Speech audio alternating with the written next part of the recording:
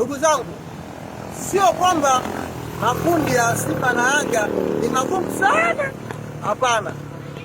Unakuta kwanza Simba, Yanga wote wamekuwa pop 2 kwa sababu yani wao manake ni giant. Kwa maana wamekuwa pop 2. Wa kwanza, wa pili wao. Alafu kuna vibonde watatu na wanne. Tofauti na makundi ya Azam na Singida. Singida na Azam wao ni poti 3. Yaani na maana wao ndio vibonde, yani kuna majantu wawili afu wao ndio vibonde. Lakini sasa ambacho mnasikia maneno huko yanaongeleka kwamba Yanga ana kundi gumu, kapangiwa Waarabu tupu. Simba ana kundi gumu, kapangiwa sini na nini. Yote hayo maneno yanatokana na kiwango kibovu.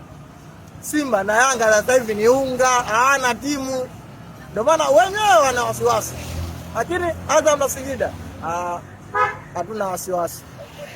Sisi tukutane robo finali. Yaani haina kipingamizi. Sisi ndo wanyonge kwenye kundi, lakini sisi ndo tunapindua meza kibabe. Aloka hapo tu atupishe.